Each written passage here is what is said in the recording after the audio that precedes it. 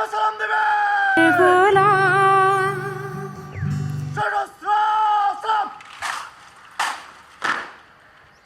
এদেশের প্রতিটি ঘরে ঘরে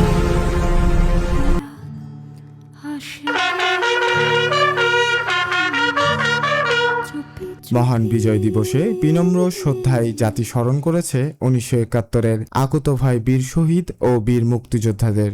ভোরের আলো ফোটার আগেই সাভারের জাতীয় স্মৃতিসৌধ নামে সর্বস্তরের মানুষের ঢল, লাল সবুজের পতাকা হাতে, হৃদয়ে দেশপ্রেম নিয়ে হাজারো মানুষ বীর শহীদের প্রতি শ্রদ্ধা জানান।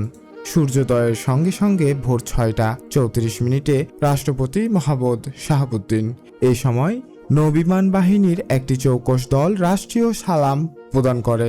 বিউগলে বেজে ওঠে করুণ সুর, নীরবতায় শ্রদ্ধা জানান রাষ্ট্রপতি।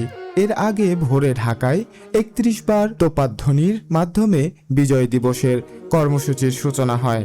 পরে ভোর 6টা 56 জাতীয় স্মৃতিসৌধ পুষ্পস্তবক অর্পণ করে শ্রদ্ধা নিবেদিত করেন অন্তর্বর্তী সরকারের প্রধান উপদেষ্টা অধ্যাপক মোহাম্মদ ইউনূস। 3 বাহিনীর একটি চৌকস দল রাষ্ট্রীয় সালাম প্রদর্শন করে।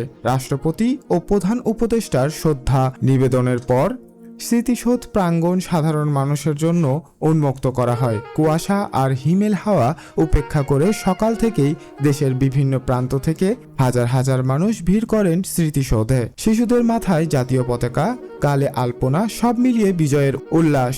সবার কণ্ঠে একটাই অঙ্গীকার, অসাম্প্রদায়িক বৈষম্যহীন বাংলাদেশ গড়া এবং নতুন প্রজন্মের মাঝে মুক্তিযুদ্ধের চেতনা ছড়িয়ে দেওয়া।